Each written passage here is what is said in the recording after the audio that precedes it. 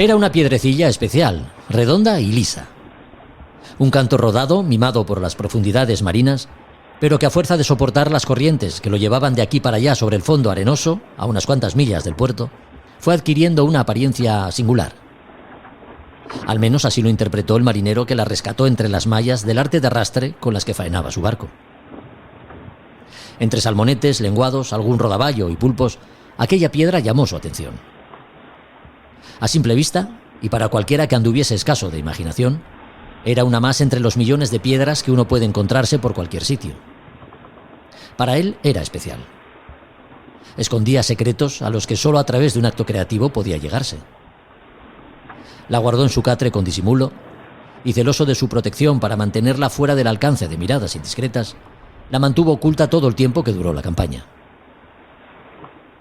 Al desembarcar ya en su casa cerca de la lonja del pescado, de noche, bajo el tejado abuhardillado y rodeado de botes y latas cubiertas de pringue, armado de pinceles de todo tipo que iban de los finos a los más gruesos y de los planos a los redondos, se movía sobre una extensa gama de colores esparcidos por el suelo, buscando el adecuado para cada objeto pintado sobre la pequeña superficie pétrea.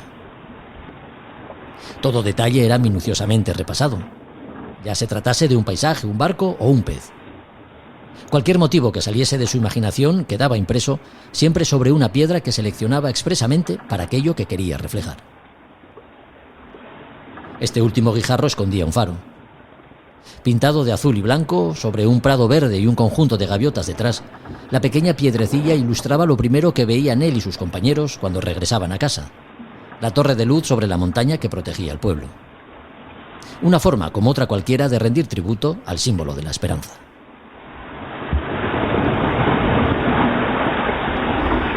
Semanas navegando, nuestro destino no aparece. Recio, el Aruna aguanta más que nosotros, esperando tener pronto a la vista el monte de las nubes. A Son de Mar, el podcast para marinos y amantes de la navegación.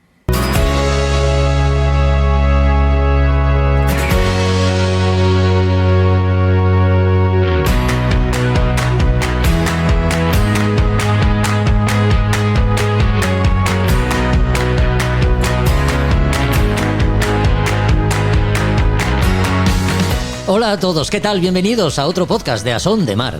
En este capítulo hablamos con navegantes y de navegantes que se han ganado por derecho propio ser considerados como tales. En un caso, el de Guillermo Cabal, con más de 40.000 millas navegadas y un viaje que le ha marcado de por vida: la vuelta al mundo en la que invirtió 13 años a bordo del Tintín.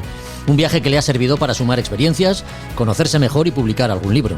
Con él hablaremos de los lugares que conoció, los paisajes que contempló, las personas con las que entabló amistad, las malas condiciones meteorológicas y sustos que también hubo, y el Tintín, el barco que le permitió vivir todo eso.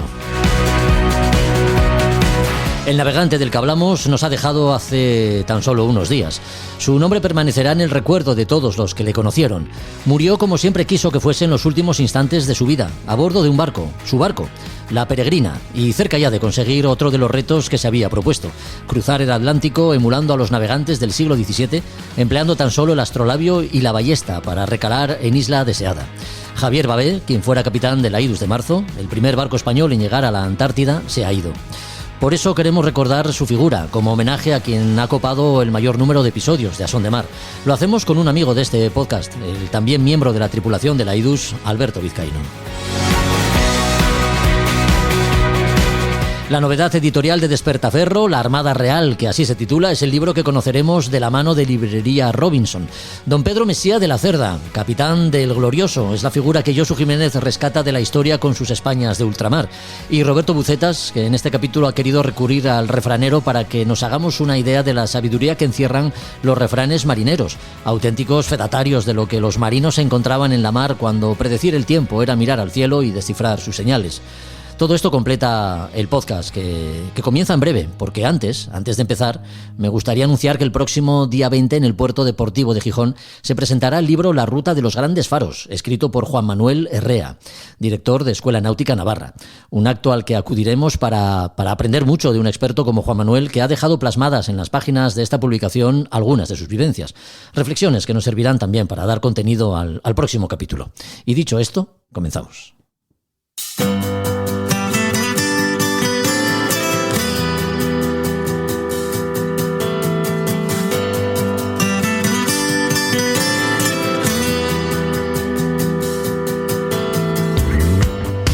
velero de 16 metros de eslora se embarcó un buen día Guillermo Cabal, con la firme determinación de dar la vuelta al mundo, cosa que hizo y para la que invirtió 13 años de su vida a bordo del Tintín. El día que decidió partir de Gibraltar, la suerte estaba echada. Su proyecto se hizo realidad y con él todo el acopio de vivencias que llegó a atesorar, que además le sirvieron para escribir algún libro, dar numerosas conferencias y vivir para siempre con el recuerdo de multitud de experiencias que difícilmente pueden darse si uno no da la vuelta al mundo. Capitán de yate, Guillermo Cabal lleva desde los 7 años navegando en barcos de vela y hoy nos atiende muy amablemente para compartir con todos nosotros lo que fue aquel viaje del Tintín y otras muchas de las vicisitudes que uno se va encontrando cuando, como Guillermo, acumula años de vida marinera. ¿Qué tal, Guillermo? ¿Cómo estás? Muy buenas.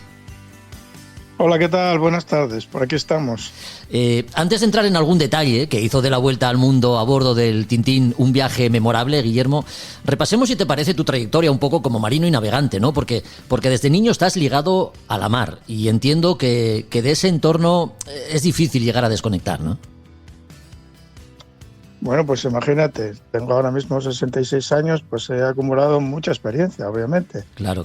¿No? Y todo relacionado siempre con la mar y la navegación. Ya. Claro, la vuelta al mundo en el velero Tintín, esos 13 años, pues fueron decisivos, ¿no? Porque, claro, es vivir en un barco, ¿eh? Y no solamente a nivel personal con mi pareja, sino pues todas las vicisitudes que hay alrededor. Claro. O sea, navegando por la mar a nivel de crucero y crucero de altura, hay que quedarse con todo el lote. No sé si me explico bien. Sí. Sí. Oye, todo una vida vinculado a la mar, como dices, ¿te hace verla desde qué perspectiva, Guillermo? Bueno, pues todo depende mucho de las personas, obviamente. Los hay que lo ven desde un punto puramente comercial, otros como un problema enorme porque madrugar y enfrentarse a la mar, a la humedad, a la pesca, por ejemplo, no es nada satisfactorio, y otros que lo ven de manera romántica. Yo soy de los románticos. Ese romanticismo, pues claro, está relacionado con el conjunto de la mar, con el conjunto del planeta, ¿no? Ya que, bueno, tuve la suerte de poder dar la vuelta a la Tierra, sí. y conocer no solamente un mar, sino muchos mares, muchas personas, muchos países, conocerme a mí mismo, conocer el barco, conocer la navegación, estar muchas horas viendo el cielo, las estrellas, en fin, Oye, son muchos años, ¿no? ¿Y cuándo empieza a rondarte por la cabeza la posibilidad de dar la vuelta al mundo?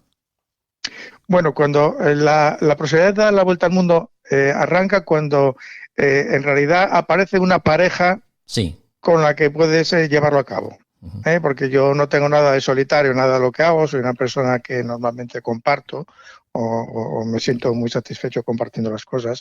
Entonces, claro, cuando aparece una pareja en el que en un momento determinado está de acuerdo con un proyecto de este tipo, un proyecto serio de este tipo, pues entonces sí que puedes establecer cosas serias, ¿no? Aparte de lo que sería lo normal de la vida que todos entendemos. Oye, sabemos que disponer de tiempo se convirtió en una de tus prioridades. Tiempo para acumular experiencias de vida, digamos, que dignas de ser vividas, ¿no? ¿Y aparece el Tintín o lo vais a buscar? Vamos a ver, el tiempo lo más importante del tiempo es tiempo para poder respirar. Respirar es lo más importante para vivir. Yo no sé si hay mucha gente que lo ha olvidado, ¿no? Sí. Y después, una vez que somos conscientes de que respirar es lo más importante, automáticamente aparece la necesidad de tener tiempo. ¿Tiempo para qué? Para respirar. Y una vez que tienes tiempo para respirar, ya puedes hacer el resto de las cosas. O sea, esa es la base que no podemos perder de vista, ¿no? Bien. Claro. En el momento que estructuras, ya obtienes ese tiempo, arreglas tu vida para disponer de tiempo y poder respirar, entiéndase ya ahora a nivel filosófico y general, pues entonces lo que tienes que buscar es un barco que se adapte a ese planning, a ese programa. Claro, todos los barcos son buenos, no hay barcos malos. Lo que ocurre es que cada uno de ellos obedece a un planning determinado. No es lo mismo un barco para pasar el fin de semana que un barco para dar la vuelta al mundo.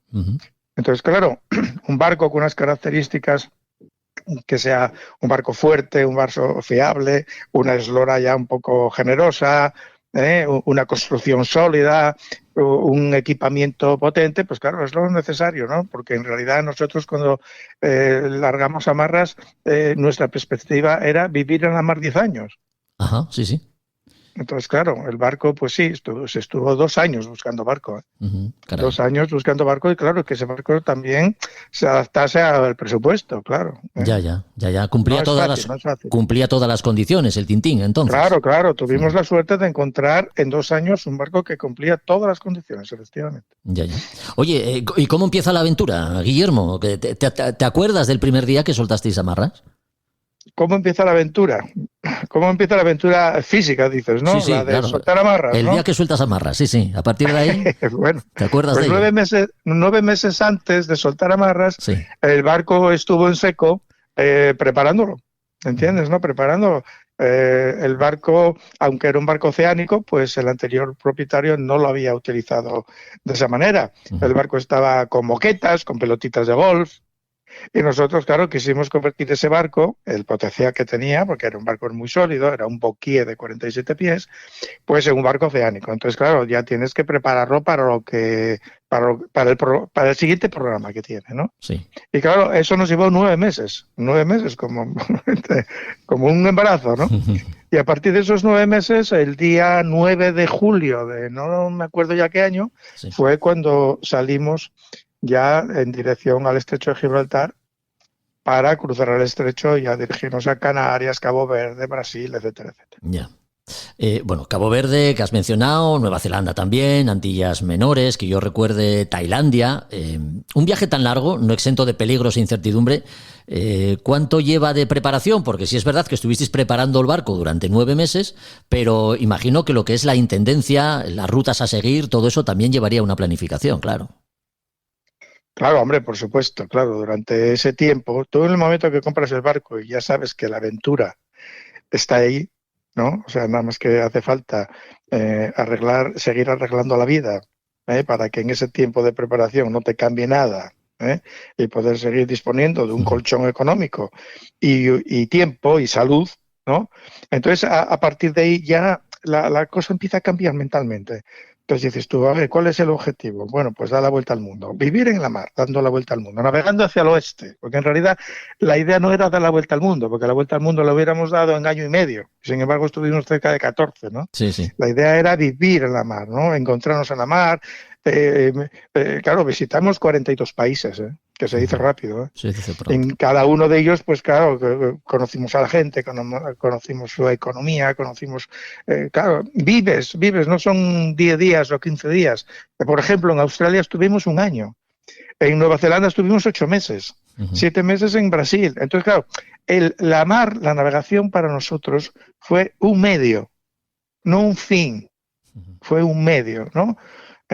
Porque a lo mejor navegabas 20 días y después estabas 7 meses, o navegabas 10 días y luego estabas 3 meses, ¿no? Entonces era un medio de conocer el mundo, ¿no? De identificar el mundo. Y todo eso, claro que hay que planificarlo. Al ser un velero ya lo tienes más fácil, entre comillas, porque un velero navega principalmente con el viento, o más te vale navegar con el viento, porque si no, no tendrías combustible, ¿no? Sí. Y entonces, claro, el viento obliga a navegar siempre por los alisios de cada hemisferio. Y en las épocas concretas de cada alisio, respetando las sesiones de los huracanes. Entonces sabes perfectamente, entre comillas, en qué épocas puedes estar aquí, en qué épocas no puedes estar aquí, en qué momento tienes que salir porque los refuerzan los alisios, en qué momento puedes llegar, en qué momento tienes que dejar el barco e intentar venir a España para ver a la familia, porque en ese momento no se puede navegar porque hay huracanes. En fin, todo eso está bastante determinado a nivel meteorológico, ¿no? Sí. Claro, porque, no sé, vosotros teníais de alguna forma diseñadas las etapas que pretendíais hacer, incluyendo incluso algunos de los imprevistos que se pudieran dar, ¿no? Como un cambio de ruta, por ejemplo. Hombre, claro, por supuesto, por supuesto. Dentro de las rutas con vientos portantes, que son los vientos que se buscan para este tipo de navegación, sería insólito tirarse días o semanas ciñendo, ¿no? Claro. Eso lo puedes hacer en un momento determinado, entre varias islas, en un estrecho, etcétera, etcétera. Pero las grandes travesías tienen que ser con vientos portantes, ¿no? Entonces los vientos portantes siempre son aprovechando los alisios. Y esos alisios pues te van llevando. En un momento determinado, Hombre, cuando llegas a Nueva Zelanda, Nueva Zelanda es Nueva Zelanda. No vas a escoger entre Tonga, Fiji, Nueva Zelanda, Australia. No, no, si vas a Nueva Zelanda es que vas a Nueva Zelanda. Pero, por ejemplo, cuando te metes ya en el Pacífico con tantísimas islas, pues hay momentos en los que tienes que abortar ciertos programas, ¿no? Porque el viento te viene más escaso de lo que venía y entonces ya no te permite llegar a la isla a la que querías.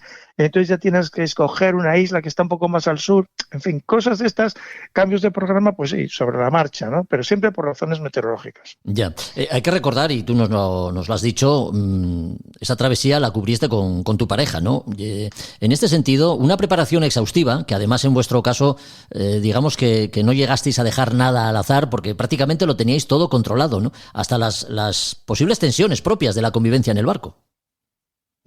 Pues sí, hay que tenerlo todo programado. Todo eso depende mucho de las personas también, ¿eh? Claro. Hay gente que no programa ni el día siguiente, ¿no? Pero bueno, hay otras personas, pues tenemos una serie de protocolos, ¿no? Y aunque no son excesivamente rígidos, sí que la mar y la navegación requiere tener una serie de protocolos, ¿no? ¿Qué hay que hacer si ahora mismo tienes un conato de incendio a bordo? Claro. ¿Qué es lo primero que harías? ¿Y lo segundo? ¿Y lo tercero? Y si tuvieses una vía de agua, ¿qué es lo primero que harías? ¿Y lo segundo? ¿Y lo tercero? Y si tuvieses una colisión o un riesgo de colisión, y si hubiese que abandonar la embarcación, pues todo eso no se puede dejar así al tuntún, ¿no? Ya veremos qué pasa, ¿no? Eso no puede ser. Tendrás que pensar repetidamente cuál es el protocolo más adecuado, y si sois 2 personas, o sois 3, o sois... ¿no? ¿Cuál es el protocolo? Pues yo cojo esto, tú coges la baliza, tú tiras de radio, O sea, ese protocolo para mí es vital, porque obviamente yo parto de que hay que prepararse para lo peor y esperar siempre, por supuesto, y disfrutar de lo mejor, lógico, que va a ser el 99%, ¿no? Sí, sí. Pero ese 1% que siempre está ahí, eso hay que tenerlo perfectamente protocolado, siempre en razón a la seguridad. Y para eso hay que estar preparado constantemente, por ejemplo, a nivel médico, sanitario. Recuerdo que en Australia, cuando compramos filetes de carne de canguro, que por cierto es muy, muy interesante esa carne, Sí. pues me acuerdo de coger un bisturí y de hacerle una raja irregular al bistec, ¿no? Uh-huh. Y decirle a mi pareja que cosiese esa raja como si fuese una herida que se me hubiese pasado a mí en una pierna, en un brazo, ¿no? Claro. Por el fin de recordar cómo se tomaban los puntos, primero el central, etcétera, etcétera, etcétera, ¿no? Entonces, quiero decirte que los protocolos no solamente se deben organizar, sino que hay que ir poco a poco mejorándolos y al mismo tiempo entrenándolos y teniéndolos presentes, porque nunca sabes en qué momento de golpe pues una botavara te parte la cabeza, o un brazo, o cualquier cosa, ¿no? Sí, sí, lógico. Sí, porque ya sabemos lo que es navegar. En un barco siempre pasan cosas, ¿verdad? Y una vuelta al mundo, pues ya ni te cuento. Perdón, no te entendí lo último. Digo que en un barco siempre pasan cosas y que si además a eso le añadimos una vuelta al mundo, que ya ni te cuento, Guillermo. Bueno, hombre, por supuesto, claro. En un barco la mayoría de las cosas que pasan son todas satisfactorias, ¿eh? En la inmensa mayoría son satisfactorias. Lo que ocurre es que nunca se puede perder de vista los protocolos de seguridad, porque de manera sorpresiva, de la manera más tonta, te rompes un brazo, te rompes una muñeca, te rompes un dedo y cuidadín. Aquí pones la doble intermitencia, paras y alguien te lleva al hospital. Pero allí puedes estar 6, 7, 8 o 10 o 12 días hasta llegar a tierra con un brazo roto. Entonces, claro, obviamente, aparte de la morfina o la dolantina que tienes que llevar para ese, pues tienes que, ¿entendiste? Todas las medidas de seguridad para prevenir, ¿no? Pero una vez que ocurre, cuidadín. Has mencionado que la vuelta al mundo, pues además de dar la oportunidad de conocer lugares, paisaje y paisanaje, pues sobre todo sirvió también para un mejor conocimiento de uno mismo, ¿no? En los momentos felices todos somos muy majos, Guillermo, pero es en situaciones de peligro y estrés cuando uno debe sacar lo mejor de sí mismo. En este sentido, ¿la experiencia cumplió su cometido? Sí, totalmente. Yo no soy el mismo que salí, Ya. por supuesto. Antes era una persona muchísimo más egoísta, era una persona muchísimo más radical en mi forma de pensar, en mi forma de tal, y poco a poco te das cuenta de que el mundo, la vida, la gente que te va rodeando, entonces pues te va cambiando porque estás viéndolos en su sitio, cómo viven, y sobre todo a nivel cultural, etcétera, etcétera. Y lo que, mira, a razón de lo que te comenté antes, que Sí. lo más importante para vivir es el respirar. Eso me lo dijo un indio cuna sin dientes y prácticamente desnudo. Un indio cuna en Cunayala, en San Blas, en Panamá. Acabábamos de hacer pesca submarina. Él con su sistema de varilla en la mano y yo con mi superfusil. Y cuando salimos, me dijo eso, que qué pensaba, que era lo mejor, que era lo más importante para vivir. Y yo, que hacía 10 minutos estaba aguantando la respiración, no supe decirle que el respirar. Empecé a hablar del dinero, de la comida, de la bebida, de la salud, del amor. Sí. Pues no, respirar. Ya. Oye, ¿y a quién se le dio mejor ese día de pesca? ¿A él con la varilla o a ti con tu superfusil? Hombre, pues a mí. A mí, porque yo podía disparar a 7 metros y él tenía una varilla que junto con una goma de estas quirúrgicas, ¿no? Hacía como de ballesta con la mano y claro, podía capturar pequeños peces y encuevados, ¿no? Pero bueno, independientemente de eso, él me dio esa super lección, ¿no? Ya. Una persona sin dientes y calzoncillos, ¿no? Que te diga lo más importante que es para vivir y que no lo sepas. Sí. Para eso hay que dar la vuelta al mundo, ¿no? Y conocer pues muchas situaciones, ¿no? Que seguro que habéis conocido vosotros, claro, lógicamente. Sí, claro, conoces de todo, conoces situaciones buenas y malas y vives situaciones buenas y malas, o sea, lo que te dije al principio, te tienes que quedar con todo el lote, ¿no? Yo podría dividir las situaciones buenas y malas en dos. Las situaciones buenas y malas a nivel meteorológico, oceanográfico, o sea, a nivel natural, temporales, etcétera, que siempre pillas algo, y luego situaciones buenas y malas como consecuencia de la gente, de las personas, ¿no? Sí. Bueno, pues eso tiene que estar siempre preparado para ti. Sí. Vamos a ver, yo tuve un tío, ¿entendiste? Que me dijo una frase que me quedó siempre para toda la vida. Me dijo, Guillermo, vete siempre por lo segao. Sí, se dice mucho aquí, sí. Sí, es una frase asturiana, supongo, Sí. ¿no? Que por lo menos dice aquí. Bueno, pues eso es lo que hay que intentar hacer, sobre todo cuando estás en estas condiciones, ¿no? Sí. En estas condiciones que estás con tu barco, etcétera, etcétera, pero obviamente estás en un mundo que no sabes en qué momento te llegan piratas o te llegan... Sí. Afortunadamente fuimos por lo segao y nunca tuvimos problemas, aunque a veces pudimos haber... tenido que esquivar la situación, pero claro. Sí, porque son si muchas no vas por lo segado, dificultades grandes vas a tener. Son muchas las variables que hay que manejar, ¿no? Los fallos mecánicos, una tecnología avanzada que quizá pues no es la comparable a la que podamos disfrutar hoy en día, no sé, temporales, no sé si algún ciclón o huracán que nos has comentado también, el frío en ocasiones. De todos estos momentos difíciles que pasasteis, Guillermo, ¿cuál fue el que más estrés os causó a bordo? Bueno, el que más estrés nos causó a bordo yo creo que fue en la isla de Curazao, en las Antillas holandesas, que ya habíamos salido de la isla de Trinidad y Tobago pensando que la sesión de huracanes había terminado.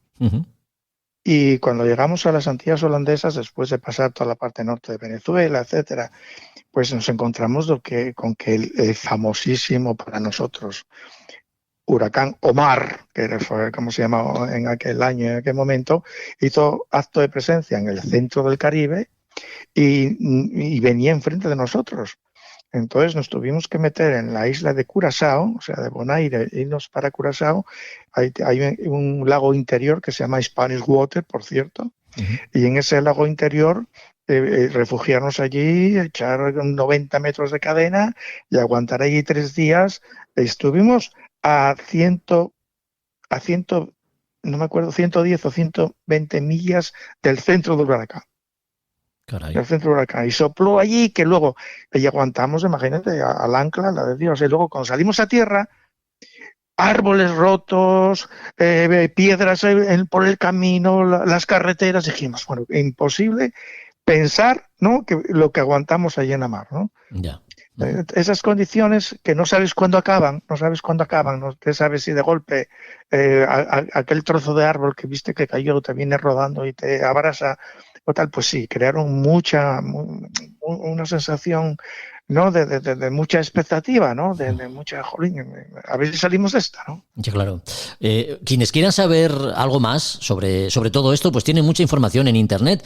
No sé si alguno de los libros que llegasteis a publicar está a la venta todavía, Guillermo. No, se publicaron 3 libros. El mío, que se llamaba Desde la Mar, estaba escrito en la mar, y ese, pues bueno, se llegaron a vender 9 ediciones, Sí, qué bien. pero ahora mismo está descatalogado, ya no se venden más. Sí. Y luego ella publicó uno que se llamaba Mecida por las olas, que era el Atlántico, y después entre los dos publicamos otro que era Entre mar y viento, que era todo el Pacífico. Pero los libros obedecieron en un momento determinado a una demanda que había por muchos seguidores que teníamos y obviamente también porque era un recurso económico, pero bueno, ahora mismo ya no están ya en el mercado. Uh-huh. No sé si hay retos a la vista. ¿Algo parecido en el medio plazo? Bueno, pues el reto que tengo ahora mismo a la vista es intentar compartir con mis alumnos de todas estas experiencias, ¿no? Uh-huh. Porque yo parto de que la experiencia ajena es la mejor experiencia de todas, ¿no? Claro. Te lo dice alguien que ha sobrevivido a ella, normalmente no cuesta mucho, Sí. Y luego, bueno, ya tendrás tus propias experiencias, a las que hay que sobrevivir, por cierto, ¿no? Sí, sí. Entonces, toda mi experiencia de navegación y sobre todo dirigido a la seguridad, todo dirigido a la seguridad, porque el placer estamos todos dispuestos a disfrutarlo, ¿no? Sí. Pero la seguridad no es tan fácil decir, oye, cuidadín, ponte el arnés de seguridad, aunque sea incómodo, por ejemplo, ¿eh? Uh-huh. Entonces, todas estas experiencias volcadas a través de la Escuela de Mar Asturias, que ahora mismo donde soy el vocal de formación y doy clases ahí, Sí. pues claro, me llena de satisfacción, ¿no? Ver cómo esa gente se abre los ojos y se queda mirando para ti y tú les explicas, oye, pues mira, me pasó esto y tuve una piedra de riñón y mira, me pasó esto, el servicio radiomédico, se nos disparó de manera fortuita la radiobaliza y nos llamaron desde Madrid y no sé qué, no sé cuánto, oye, el sistema funciona muy bien. Claro, toda esa experiencia es importantísima. Claro que sí. Importantísima porque, claro, se está hablando desde el punto de vista de tener mucho criterio, ¿no? Como consecuencia de la experiencia, claro. Pues prueba superada, como diría el clásico, la de dar una vuelta al mundo en velero, afrontando las dificultades propias del reto y disfrutando también de los buenos momentos. Digamos que viviendo intensamente una experiencia que pocas personas tienen la posibilidad de hacer y el arrojo suficiente para llevarla a cabo, ¿no? Una de estas personas es Guillermo Cabal, con quien hemos compartido estos minutos. Guillermo, ha sido un placer. Igualmente, y ya sabes dónde estamos. Un abrazo muy fuerte. Un fuerte abrazo para ti y para todos los escuchas.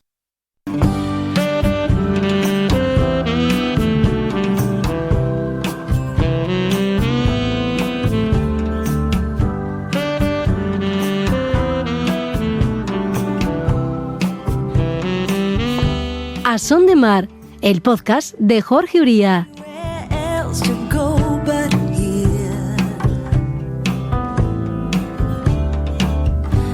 For some mysterious reason, my feet was directed to you, my dear. I wished I could stay away, rid my thoughts of you some way. But so far, so bad. What can I say? You're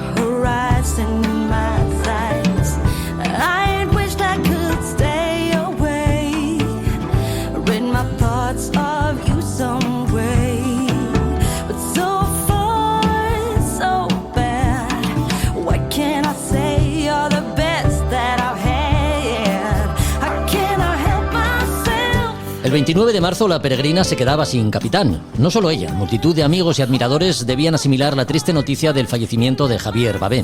También la familia del Aidus de Marzo se veía obligada a aceptar una de esas noticias que nunca acaban de admitirse del todo, con la esperanza de que no sea verdad, de que todo se deba a una confusión, a una precipitada noticia sin contrastar. Pero lo cierto es que el capitán Babé nos ha dejado como consecuencia de una indisposición cardíaca padecida a menos de 500 millas de Isla Deseada, en el Caribe, lugar de recalada donde finalizaría el reto astrolabio, el reto de cruzar el Atlántico empleando instrumentos del siglo XVII, tan solo el astrolabio y la ballesta. Alberto Vizcaíno, muy buenas. Hola, buenos días, ¿qué tal, Jorge? Alberto Vizcaíno, que al igual de Javier Babé visitó ya este podcast, fue miembro de la tripulación del Aidus de Marzo en la primera expedición que España realizaba a la Antártida, y lo hizo en calidad de biólogo. Triste noticia, Alberto, la que recibisteis quienes fuisteis amigos y compañeros de Babé, imagino. Sí, la verdad es que fue un mazazo que no esperábamos. Primero porque Javier era una fuerza de la naturaleza y es de estas personas que parece que nunca va a morir. Y en segundo lugar porque estábamos siguiendo con mucho detalle el desafío astrolabio. Uno de nosotros, Alfonso Jordana, le había acompañado, se había embarcado en Villa García y había bajado con él hasta La Gomera. Nos tenía informados, nos mandaba fotos, nos mandaba vídeos, comentarios y bromas sobre el Capi, que está viejo, pero aquí está aguantando el tipo. Y bueno, pues si nos llegó una foto tal como hoy, al día siguiente nos dieron la noticia de su muerte y efectivamente parecía una broma macabra, era una cosa impensable, ¿no? Ya. La camaradería, Alberto, que se comparte cuando uno se embarca en una aventura llamada a lograr grandes objetivos y como consecuencia también de ello, asumir riesgos y alguna penalidad, pues digamos que crea unos afectos y complicidades que difícilmente se olvidan, ¿no? En este sentido, como miembro del Aidus de Marzo, como marino que compartiste tu tiempo a bordo con Javier Babé, ¿cómo recuerdas su figura?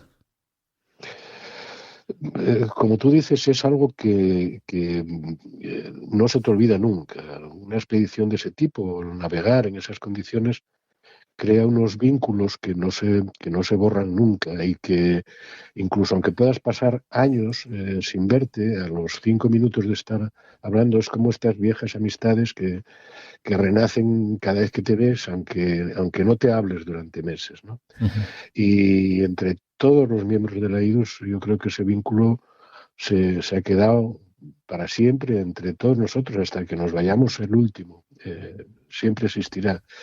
Nos reunimos con la periodicidad que podemos y ya te digo, aparte que ahora con esto de los grupos de WhatsApp y todas estas cosas, te da la sensación de que estás más cerca de la gente, aunque no fuese así, cuando nos vemos a los 2 minutos es como si llevásemos juntos pues meses, ¿no? O sea que es eso, es un vínculo que no se rompe nunca ya, afortunadamente.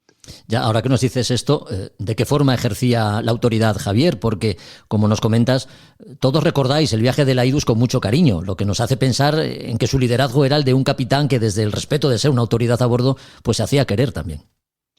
Ah, no, por supuesto. O sea, no, Javier estaba lejísimos de la figura, yo creo que un tanto literaria del capitán duro a bordo del barco. Eso quizás se pueda dar en la mercante, en un barco de aquella naturaleza, un barco de vela, la Aidus de Marzo. Evidentemente la autoridad se ejercía de otra manera, nadie ponía en duda ni la autoridad ni los conocimientos de Javier ni su experiencia en materia de vela, pero tampoco hacía falta, o sea, y ni él tenía que recordarlo de ninguna manera. Es decir, era una relación absolutamente próxima de amistad, no de capitán a subordinados en ningún momento, ni con él, ni con Santiago Cañedo, el otro capitán, sí, ni con Fernando Cayuela, que era también capitán de la mercante y que iba de segundo oficial. Es decir, la jerarquía ahí la marca, pues eso, la experiencia y el cariño. No había ninguna duda, no había ninguna necesidad de que nadie sacase un látigo de 9 colas para recordarlo. Erais una verdadera familia, entonces. Sí, por supuesto. Y además, en un viaje de esos, de una expedición, quizá en un barco mercante, que te ves más ajeno a lo que es la empresa. Tú eres un trabajador más de una determinada línea, de un determinado barco, y que estás llevando un flete y que te incumbe muy poco. Los coches que llevas a bordo, o los contenedores o tal, no son tuyos. Pero en una expedición de ese tipo, tú acabas siendo parte del barco, eres parte de la tripulación, eres parte del barco, compartes los objetivos y compartes, por tanto, todo lo demás, desde lo bueno, las alegrías, las risas, hasta quedar agotado, hasta las preocupaciones. Y en ese viaje hubo muchas preocupaciones. Ten en cuenta que como consecuencia del retraso en la salida por problemas burocráticos, el viaje, que iba a ser un viaje de placer, de aproximación hasta Punta Arenas en Chile, se convirtió en una auténtica regata. Y en la regata se gana o se pierde. Y nosotros hubo momentos en que parecía que íbamos ganando y por tanto era de una felicidad absoluta, desbordante, que ibas navegando a vela, regateando, y de repente tenías una avería, como tuvimos, averías de motor que nos obligaron a hacer recaladas pues en Dakar, en Senegal, en Recife, en Mar del Plata.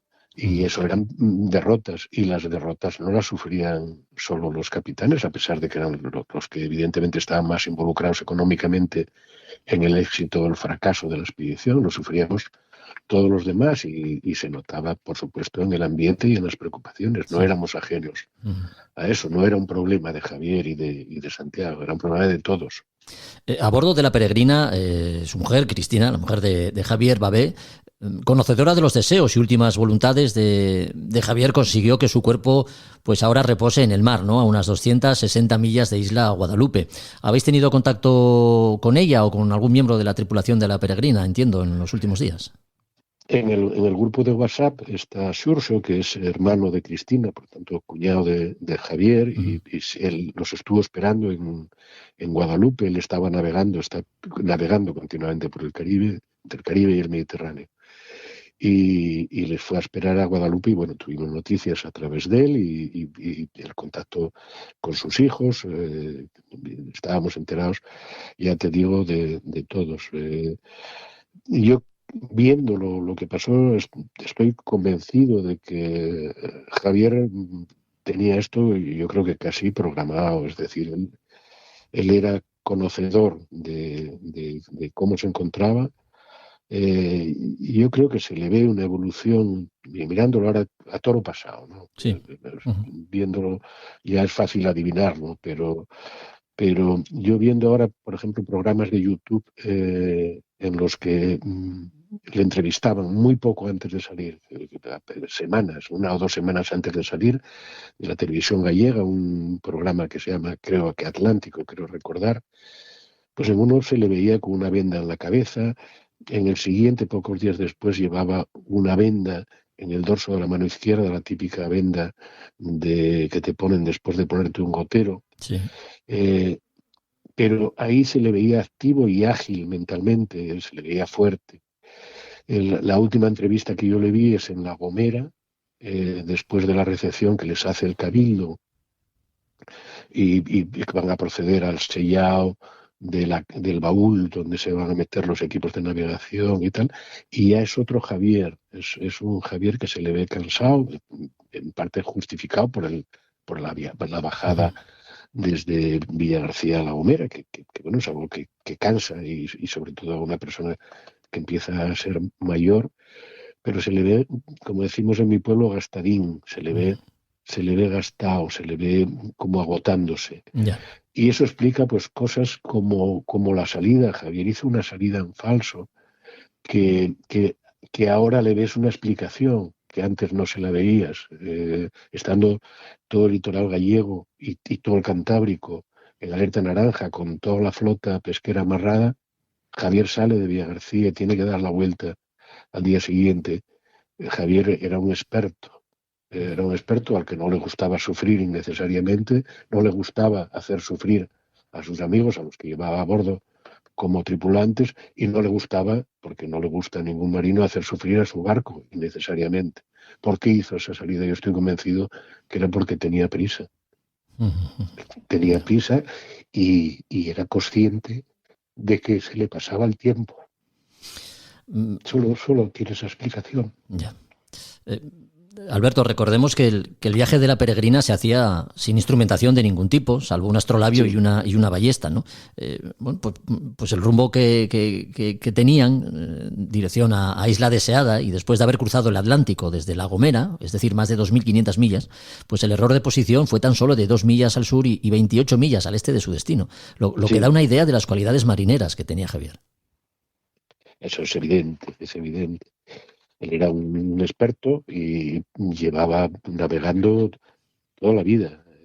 Toda su vida había sido eso. Aparte de ser un profesional de la marina mercante, había dejado muy pronto la mercante, pero era un capitán de una calidad extraordinaria. Empezó a mandar con 26 años. O sea, era un hombre que desde el punto de vista profesional era absolutamente impecable. Y a partir del momento en que deja de navegar en la mercante, dedica su vida a navegar a vela. Es decir, era un hombre que tenía desarrolladas todas las virtudes que puede tener cualquiera cuando empieza, las tenía desarrolladas al máximo. Entre otras, pues lo que llamamos siempre vulgarmente el olfato. Él tenía ese olfato, era una cosa innata, pero que él además había entrenado muchísimo. Por tanto, no te voy a decir que no le hacía falta ni el astrolabio, pero casi. O sea, podía haber llegado a donde hubiese querido, como hubiese querido. Igual que vivió como quiso siempre, y como te decía antes, igual que murió como quiso. Él se rodeó de la gente con la que quería morir, en el barco en el que siempre había vivido, en el que había pasado la mayor parte de su vida, con su mujer, y en dirección a la zona que más le gustaba, que era la zona del Caribe, y eligió morir así. O sea, no se me ocurre mejor forma de hacerlo. Así es. Y él lo hizo a la perfección. Sí. Cuando nos visitó, recuerdo que al viaje de la Aidus le dedicamos 3 programas con él como protagonista, más los dedicados a la conferencia que tú impartiste en el Museo Marítimo de Asturias. Sus palabras sonaban como las de la persona que, consciente de lo que habíais realizado, llegar a la Antártida en una goleta de 3 palos. Más allá de eso, sus palabras, como digo, eran las de un marino, ¿no? Y al final, bueno, pues eso, vivió para navegar y en la mar falleció. No se puede decir otra cosa. Está claro, está claro. Bueno, pues, con eso que dices, además de la Antártida, fíjate, ahí sí hay una diferencia, a pesar de lo que yo te decía, que nos sentíamos con familia, que participas de todo lo bueno y lo malo. Lo que no sabremos nunca, ninguno de nosotros, es lo que sentía él como capitán desde el punto de vista de la responsabilidad. Nosotros, primero, éramos más jóvenes y segundo, más atechado bajo la experiencia y esa jerarquía del capitán. Que ese es un paraguas que te hace todo comodísimo, pero tú prácticamente no tienes que pensar. Sí. Tienes que participar de lo que te mandan a hacer. Sí. Pero el viaje es muy distinto para el capitán. O sea, Javier tenía la responsabilidad de un barco y de una tripulación y de unos científicos que iban a bordo. La responsabilidad de, por supuesto, acertar en la navegación, pero además la responsabilidad de cualquier accidente que pudiese haber a bordo, en tierra, o cuando estás desembarcando en una Zodiac. Es decir, lo que para nosotros en momentos era no un juego, pero algo entretenido, para él tuvo que ser siempre un objeto de preocupación. Claro. Porque yo soy el responsable de que esta gente vuelva viva y entera. Y con el barco en buenas condiciones. Por eso, insisto, incluso en contra de lo que decía antes, ese viaje, esa expedición fue distinta, por supuesto, para Javier, para Santiago también, que compartió esa responsabilidad con él, de lo que era para nosotros, que éramos tripulantes y que hacíamos lo que era cómodo, que era obedecer. Bueno, pues Javier Babé, marino mercante, lo dejó todo para navegar a vela en el momento en el que, con tan solo 26 años, hizo su primera travesía por el Atlántico a bordo de su primer velero, el Lucas II. Fue a partir de ese momento cuando decidió que embarcaría su vida en barcos de vela, como el Caballo Swan, la Peregrina y, por supuesto, la Aidus de Marzo, que tanto desasosiego también llegó a causarle, por cierto. Alberto Vizcaíno fue uno de los miembros de la tripulación. Con él hablamos y hemos recordado la figura de Javier Babé como tributo a su memoria. Así que desde aquí, descanse en paz. Alberto, muchas gracias. Muchas gracias por tu compañía y un fuerte abrazo, tanto para ti como para toda la familia de la Aidus. Muchísimas gracias, Jorge, igualmente. una sensación muy difícil de explicar porque es sublime. O sea, es majestuoso, sublime. Al mismo tiempo ves la soledad, ves una naturaleza que está impoluta, ves algo, muy difícil de entender, pero es una sensación única. Javier Babé, capitán de la Idus de Marzo, el primer barco español en llegar a la Antártida en nuestra historia reciente. Lo hizo en 1982.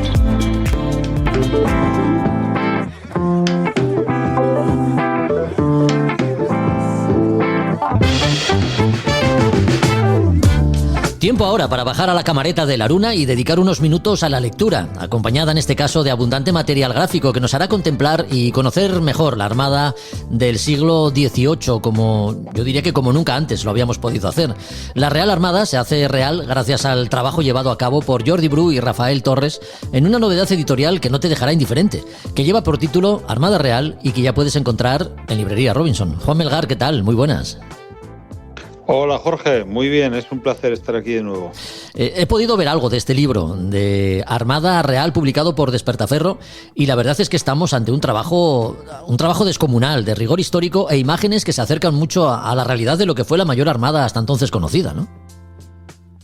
Pues sí, la verdad es que es un trabajo muy, muy visual, como bien dices, con un material gráfico excepcional que nos permite visualizar pues con un realismo increíble cómo eran los barcos, cómo era la vida a bordo, cómo eran los combates, cómo era pues el interior, el exterior, los arsenales, la construcción, bueno, en fin, todo lo que rodeaba un poco o lo que fue la Armada del siglo XVIII, ¿no? Ese despertar marítimo que tuvo España después de la catarsis que fue la Guerra de Sucesión Española, ¿no? y el advenimiento de la dinastía borbónica y el comienzo de unas reformas modernizadoras, y que eso se tradujo pues eso, en esa creación e impulso de nuestro arma marítima, de la Real Armada, y la verdad es que está retratado en este libro de una manera increíble, vamos. Sin duda.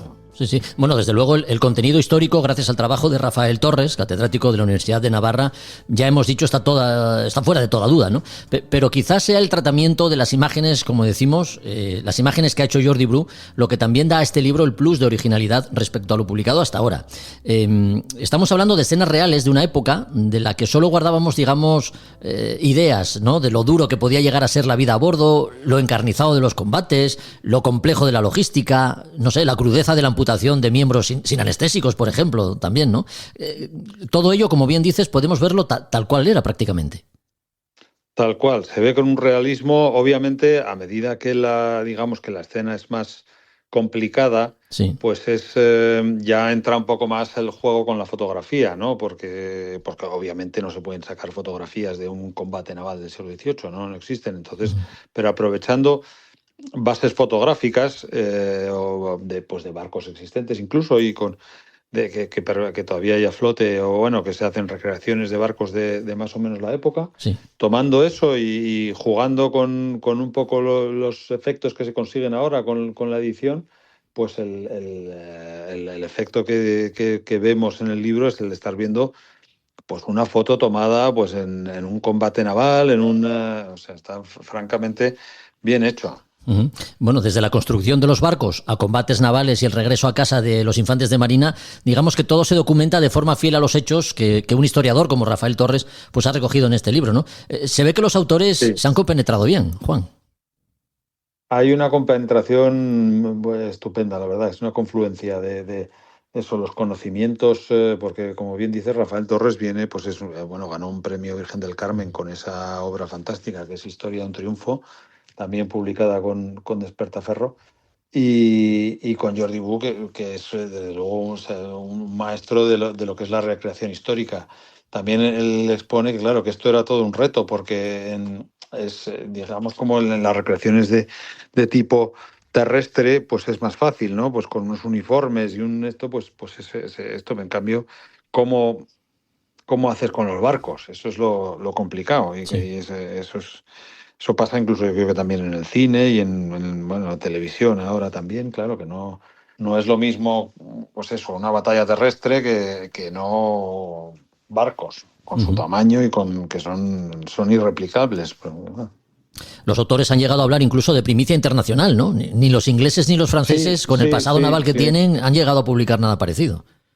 Desde luego yo no lo he visto, vamos, no sé si lo habrá luego por ahí, pero yo ahí concuerdo con ellos que yo no he visto ninguna publicación de este tipo, vamos, no tienen obviamente obras ilustradas y fotografías y cosas y cuadros, porque cuadros los hay magníficos, Sí. pero no, de este tipo, con proyección fotográfica, con este soporte fotográfico para lo visual del libro, yo no lo había visto así nunca, yo creo. Bueno, estamos hablando del contenido de este libro, Armada Real. Si te parece, pues hacemos un breve apunte sobre el continente, cómo está de cuidada la edición, cómo es el libro. Pues el libro es en formato apaisado, no es tampoco un libro enorme, pero sí es verdad que este formato apaisado pues muchas veces permite pues una lectura un poco más relajada. No es un texto prolijo, o sea, no es como el otro libro de Rafael Torres, el de Historia de un Triunfo, sino que es un texto más aligerado, porque el peso del libro lo lleva lo que es la fotografía. Y bueno, es un poco un repaso a lo que fue la Real Armada, ¿no? Desde sus comienzos hasta, bueno, sin entrar tampoco en todo tipo de vicisitudes históricas, sino que realmente describe un poco lo que fue la Armada y explica pues lo que pudieron ser ejemplos de combates, ¿no? Como o de maniobras, o de la construcción, o de detalles de la vida a bordo. Entonces, bueno, es una edición, la verdad es que muy cuidada y muy y bueno, que ya te digo, con una lectura que al que quiera, por ejemplo, empezar a adentrarse en lo que es la historia naval del siglo XVIII, vamos, entra por la puerta grande con este libro, desde luego. Ya. Bueno, se llega a decir de este libro que es una experiencia envolvente, ¿no? Y un despliegue visual inmersivo. O sea que podemos dar fe de ello, entonces. Exacto. Sí. Bueno, pues hablamos de la Armada Real. Ese es uno de los últimos títulos publicados por Despertaferro. Un libro impactante que muestra como nunca antes lo hemos visto, pues la complejidad de mantener la Real Armada, ¿no? Que debía velar por los intereses de un imperio como era el español en el siglo XVIII. La vida de sus marineros, los naufragios y también los combates de la época. De ello hemos hablado con Juan Melgar. Si nos queremos hacer con este libro, Juan, o con cualquier otro de los títulos que tenéis en la librería, en Librería Robinson, ¿qué tenemos que hacer? Cuéntanos.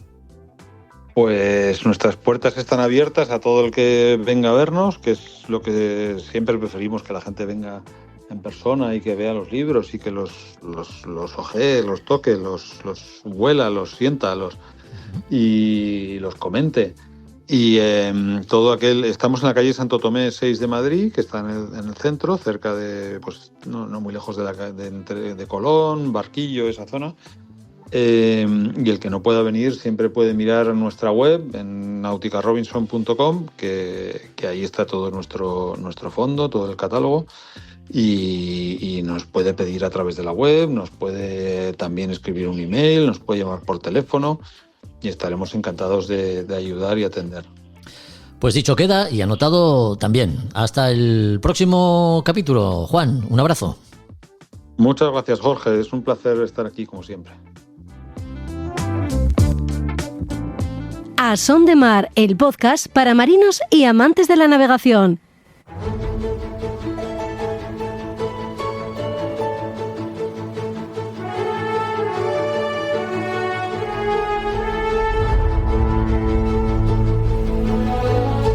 Abrimos nuevamente este espacio para recordar algunas de las hazañas más memorables protagonizadas por personajes dignos de inscribir su nombre en la historia de las Españas de ultramar y sus exploraciones. Si el Glorioso fue una pesadilla para los ingleses del siglo XVIII, su capitán, don Pedro Mesía de la Cerda, fue un tormento. El porqué de todo esto lo sabremos a continuación, gracias a los comentarios de Josu Jiménez, que ya nos espera a bordo del Muga. O eso espero. ¿No es así, Josu? ¿Qué tal? ¿Cómo estás? Muy buenas. Aquí estamos, a bordo, orgullosos, aquí estamos. Muy bien, como debe ser. ¿Quién fue don Pedro Mesía de la Cerda? Cuéntanos.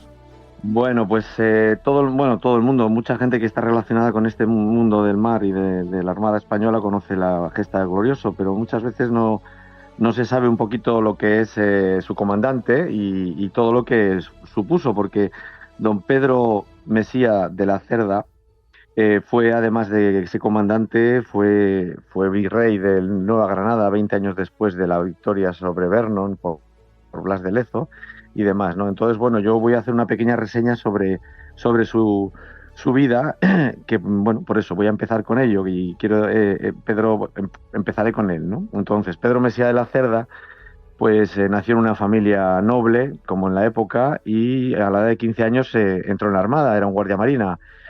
Y bueno, pues se embarcó, eso fue en 1715, pues en 1717 ya con el Marqués de Mari, con Esteban Mari, ya con la recuperación después de la Guerra de Sucesión, participó como guardia marina en la recuperación de Cerdeña, en la reconquista de Sicilia, la toma de Palermo, es decir, la recuperación un poco de todo lo perdido tras el Tratado de Utrecht y demás, que obligó incluso a la unión en la cuádruple alianza de los países que se habían enfrentado entre sí, Francia, Inglaterra, etcétera, Austria y tal, ¿no? Entonces, bueno, pasado eso, ya se convirtió en unos 8 años después, 1626, se ascendió al alférez de navío y ya poco después se subió a teniente de navío. Y ahí navegó y comandó una fragata en Chile y Perú. Ascendió después al grado de capitán y aquí es donde viene la epopeya que todo el mundo conoce, ¿no? Y bueno, yo la voy a hacer una pequeña reseña. Y en este caso, don Pedro Mesía tenía que transportar los valores, bueno, pues en este caso los valores de riqueza de oro y plata a España, que para que nos hagamos una idea, lo que llevaba cargado en el buque, que lo explicaré ahora mismo, equivalía aproximadamente al doble del presupuesto anual de nuestro, bueno, del Reino de España hoy día. Es decir, para que nos hagamos una idea del poderío económico que suponía lo que llevaba a bordo del Glorioso. El Glorioso era un barco de 67 metros, de eslora de 19 metros, un navío de 68 cañones, y llevaba más de 500 de dotación, 500 tripulantes. Era de la serie de los buques se llamaban los 12 apóstoles. El caso es que, bueno, por hacer una reseña breve, era un solo barco, un solo navío de 68 cañones. Pues bueno, ya en las Azores le estaban esperando los britanos y se enfrentó en un primer combate con el navío Warwick. Vamos sumando barcos, ¿vale? 60 cañones con la fragata Lark de 44 cañones. Venció, desmanteló sus naves. Acercándose a Finisterre, recibió el ataque de un navío de 60 cañones y 2 fragatas de la escuadra que comandaba el almirante Byng.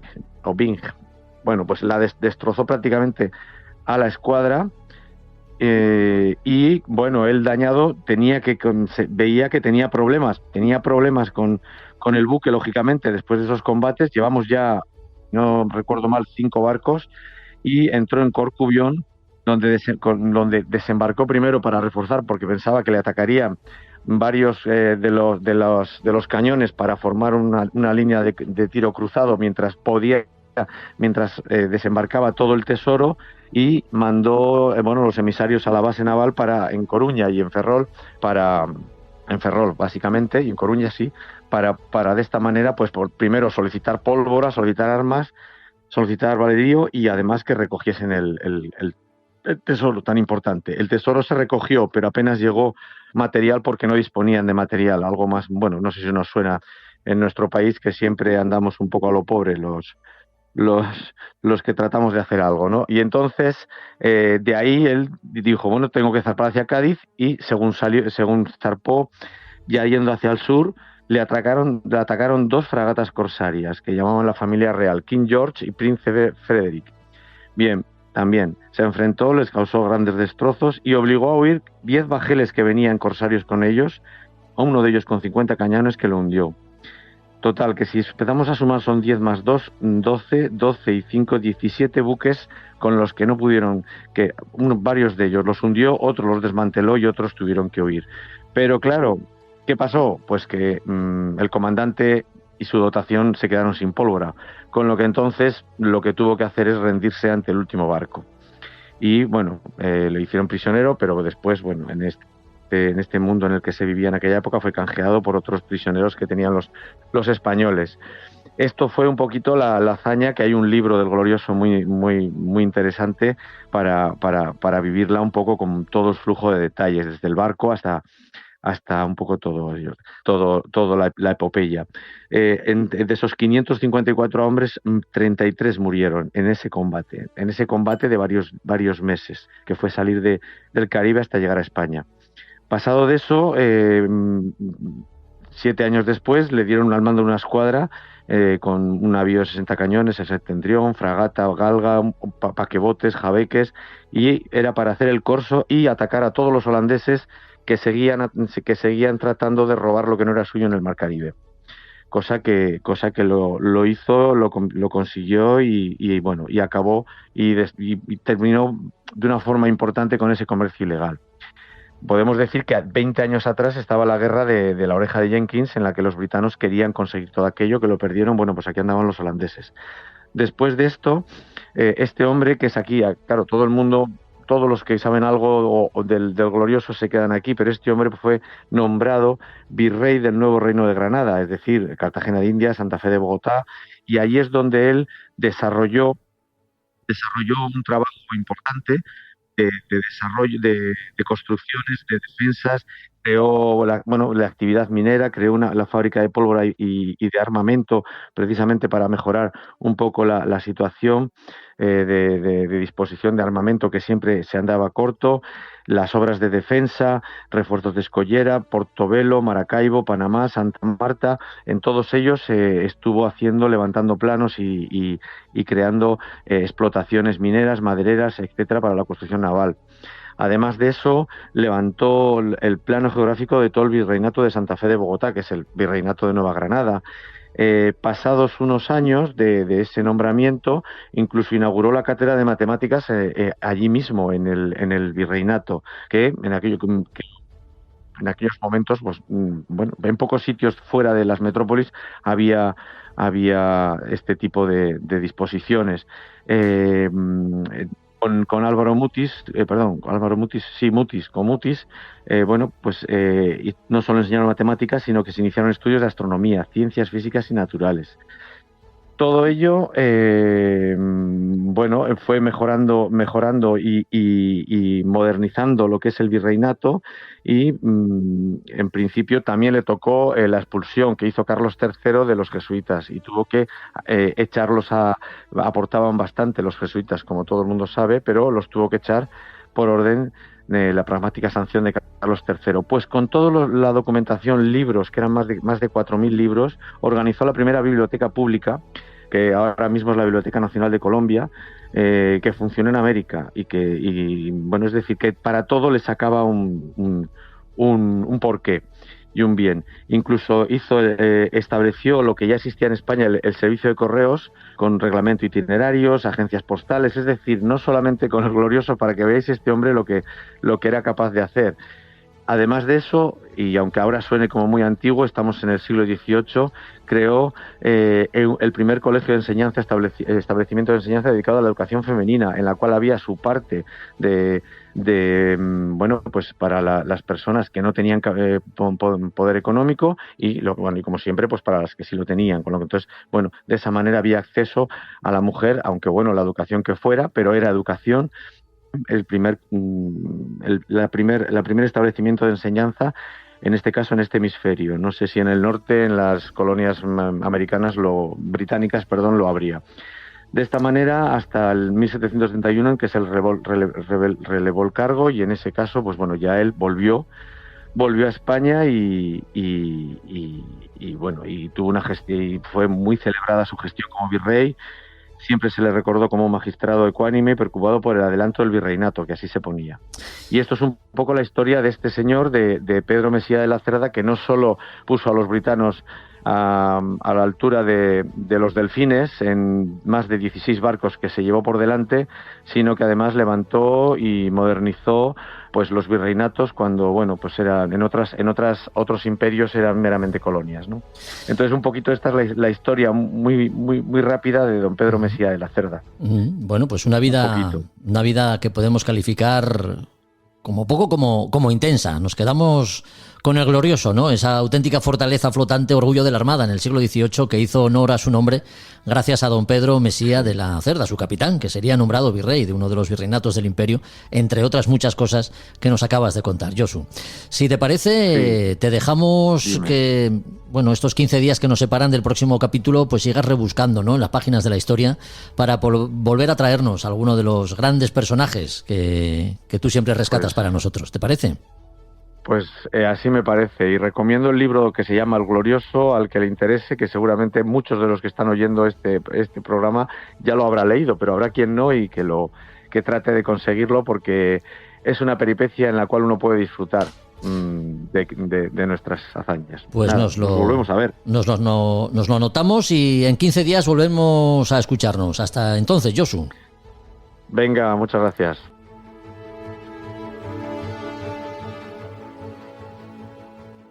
A Son de Mar, el podcast de Jorge Uría.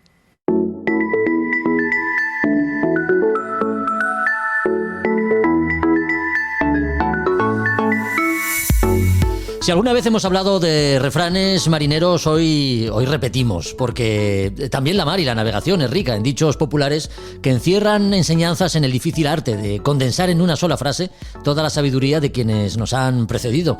Cuando la tecnología ni existía, el saber popular recogía muchas de las situaciones que podían darse en la mar, bien fueran como consecuencia de las condiciones meteorológicas o por causa de la propia navegación. Así que toca hablar de refranes, y lo vamos a hacer con Roberto Bucetas. Roberto, ¿qué tal? Muy buenas. ¿Qué tal, Jorge? Buenos días. Suele decirse que el refranero español es rico. Si esto lo llevamos al ámbito de la náutica, no es menos cierto, porque hay refranes no solo para todos los gustos, sino también casi para cada situación. Roberto. Sí, para cada situación, para cada temática, hay refranes marineros de todo tipo. Y bueno, glosa un poco lo que sería la sabiduría marinera, pues eso, en una frase tenemos condensado un poco pues muchas de las cosas que realmente tenemos que saber en la mar, ¿no? Están ahí los versos de Thomas Gray que te glosan y te resumen todo lo que es el Reglamento Internacional para la Prevención de Abordajes en unos versos, ¿no? Pues a los refranes, pues algo similar a eso, ¿no? Qué curioso. Sé que tienes alguno seleccionado para nosotros. Si te parece, empezamos, no sé si por alguno que haga referencia a las condiciones meteorológicas, porque de estos hay bastantes. Sí, en temática de meteorología hay muchos relacionados con la meteorología, ¿no? Quizás, si queréis, podemos empezar por quien se pose a predecir, se expone a mentir. Todo el mundo que quiera dar opiniones y sentencias relacionadas con la meteorología, pues bueno, ya sabemos que es una ciencia que bueno, cada vez es más precisa, sí, pero bueno, siempre puede fallar, ¿no? Pues ese puede ser el primero, que es el por el que deberíamos de empezar, ¿no? Después podemos encontrar otros que puede hablarnos de cielo empedrado a los 3 días mojado, o puede finalizar también el cielo empedrado, vendaval declarado, ¿no? Pues bueno, lo que podemos decir que son cielo empedrado, son altocúmulos o circúmulos, son nubes prefrontales y significa que va a venir una zona de bajas presiones, mal tiempo, ¿no? Pues bueno, sí, nos dice eso, que bueno, es algo que te puede decir cualquier persona o cualquier marinero de cualquier puerto pesquero que nos va avisando, ten cuidado, no salgas a la mar que va a venir mal tiempo, ¿no? También hay otro que es muy utilizado, que es lluvia antes que viento, aferra las velas y métete dentro. Vale, pues bueno, nos viene a decir algo similar, que nos va a estar avisando y que vamos a encontrarnos con mal tiempo, ¿no? A veces puede finalizar este refrán también a veces como lluvia antes que viento, coge la vela y métela dentro, o aferra la vela y vira. Bueno, son diferentes acepciones para un mismo refrán, ¿no? Sí. Mira, sí, dime. No, que tengo aquí a mano el manual que publicasteis en su momento en la escuela, en Marina de Gijón, y yo sé que al final pues hay unas páginas, ¿no?, dedicadas a los refranes marineros, hay un glosario, y estoy viendo ahora que muchos de ellos hacen referencia pues al sol, ¿no? Por ejemplo, sol claro al poniente, buen día al siguiente, o sol de invierno al ponerse, arrebolado, tiempo helado. O sea, quiero decirte que todas estas expresiones y refranes hacen referencia evidentemente a la observación, ¿no?, de las condiciones que antes tenían que hacer cuando no había los elementos tecnológicos que hay ahora. Sí, sí, por supuesto, eran todo observaciones y cálculos empíricos, es Claro. decir, que ahí ibas observando y bajo la observación de muchos años, pues llegabas a ciertas conclusiones que después, bueno, ahora están contrastadas, pues bueno, pues con conclusiones y observaciones meteorológicas y medidas de esas variables meteorológicas, ¿no? También puede ser, si el viento es del sur, botas de agua a los pies. Bueno, pues es muy típico, y lo sabemos aquí bien en el norte, que cuando se aproxima una borrasca atlántica, pues vamos a tener vientos del sur, pero esos vientos del sur sabemos que van a rolar rápido a sudoeste y oeste, y es cuando vamos a tener encima ya la que es la borrasca. Entonces hay que tener mucho cuidado con las navegaciones con vientos del sur. Pues bueno, viene recogido aquí en un refrán marinero, ¿no? También otro muy clásico y muy básico. Cuando la gaviota visita al labrador, mal le va al pescador, ¿no? Es Y una tal cual. cosa muy Eso- clara, tal cual. Sí, Si sí. vemos ahí todas las gaviotas por tierra, pues significa que por la mar pues está malo, ¿no? Sí, sí. Delfines que muchos saltan, viento traen y calma espantan. Es otro refrán relacionado con eso. Y como decías, también relacionados con el tema del sol, hay muchos relacionados con el cielo rojo, el cielo brillante, el sol brillante. Hay muchos relacionados con toda esa temática, ¿no? Pero bueno, me centré un poquito más en los que son relacionados con mal tiempo. Es Sí. decir, centrarnos en saber, en base a alguna observación, cómo podemos predecir nosotros que va a haber mal tiempo. Y es muy básico en el sentido de, bueno, observación de barómetro, observación de temperatura. Si el barómetro baja y la temperatura sube, sabemos que estamos aproximándonos a un centro de bajas presiones y vamos a encontrarnos con mal tiempo. Es algo que se sabe. Pero bueno, el refranero marinero pues lo tenía glosado en esos refranes para avisar y darse cuenta de que nos encontrábamos con mal tiempo, ¿no? Sí, sí, Si quieres comentamos algunas sentencias, un poco ya, sentencias marineras, ¿no? Sí, Los sí, sí. refranes clásicos, los refranes típicos que te hacen, bueno, aprender de toda esta sabiduría marinera, ¿no? Barco a la capa, marinero a la hamaca. Es un refrán bastante utilizado, ¿no? O a mucho viento, poca vela. Eso es algo que sabemos todos, ¿no? Cuando sube el viento, pues hay que rizar, hay que reducir la superficie bélica y adaptarla a las condiciones de viento y de mar que hay en cada momento, ¿no? La vela hay que velarla y si no, no largarla. Curioso. Es decir, si no vamos a estar atentos a la maniobra, atentos al aparejo, atentos a las velas, es cierto. Las velas necesitan su mimo, su cuidado, su atención, ¿no?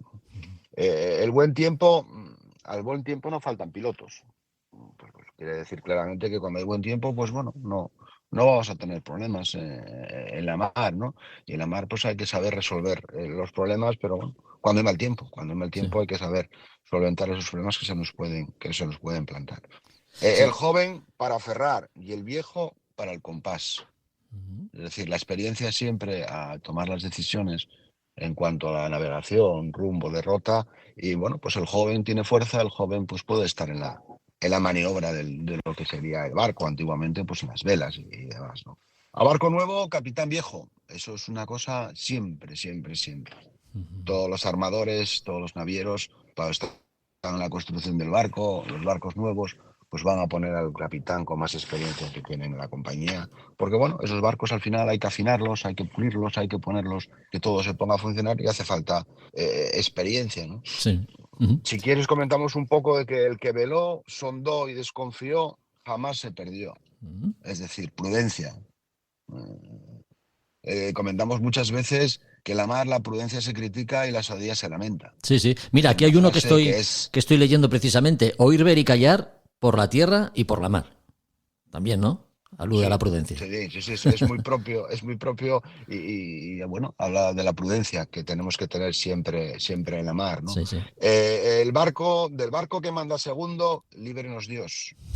Bueno, pues significa que la persona que está al mando del barco, pues si no tiene confianza en sí mismo y tiene que delegar en el segundo, en otra persona a bordo, pues bueno, pues a lo mejor es una persona que no está preparado para ello, ¿no? Con mal tiempo, cualquier agujero es puerto. Vale, pues sí, con mal tiempo pues hay que buscar un puerto de arribada, un puerto de refugio, ¿no? Si sales a navegar, no te canse el preparar.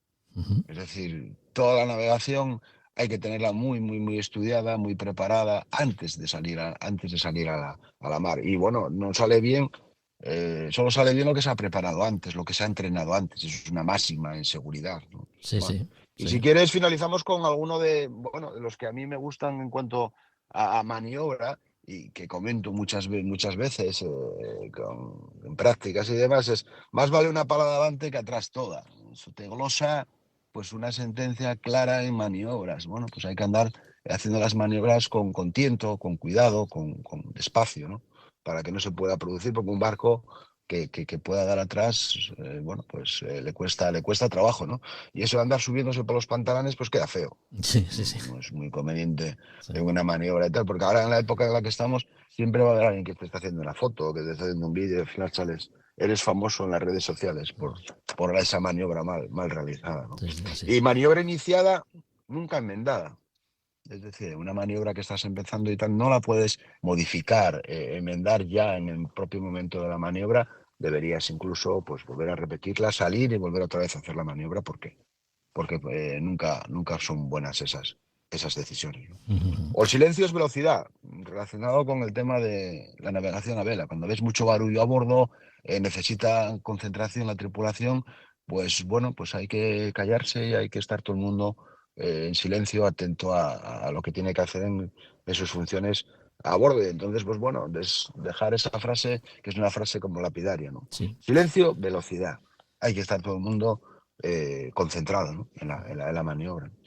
Bueno, podríamos seguir así hasta mañana, ¿eh? Sí, podríamos seguir así hasta el infinito, porque Sí. es muy... El refranero marinero náutico es muy, muy prolijo, ¿no? Nudo hagas que deshagas, quien no mira el derrotero es majadero, quien veló, sondó y desconfió jamás se perdió. Bueno, pues podríamos seguir, como decimos, además con refranes que hacen referencia a todo tipo de ámbitos, ¿no? No solo la meteorología, como decíamos, sino también la seguridad a bordo, la propia navegación también, bueno, en fin, un montón de situaciones que se dan en la mar, que están todas reflejadas en el rico refranero que, como decimos, que es el marinero.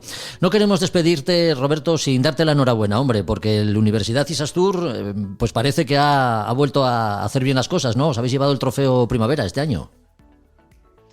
Bueno, sí, este fin de semana se ha celebrado la segunda prueba y hemos tenido un buen resultado. Otra vez. Bueno, el trofeo todavía tiene 3 pruebas más. Pues estamos ahí un poco, pues bueno, luchando entre las primeras posiciones. Bueno, sí, es verdad que estáis en el ecuador prácticamente de lo que es el trofeo. Habéis ganado y estáis en una buena posición. Así que nuestra más sincera enhorabuena y te emplazamos al próximo capítulo. Así que seguimos hablando, Roberto. Por supuesto, muchas gracias. Un abrazo. Adiós.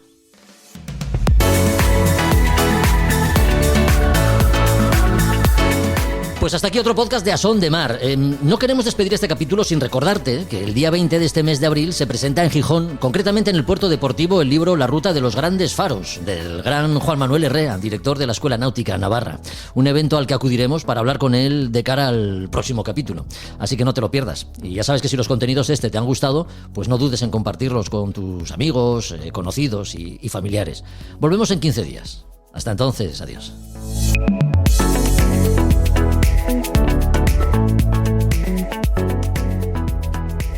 A Son de Mar, el podcast de Jorge Uría.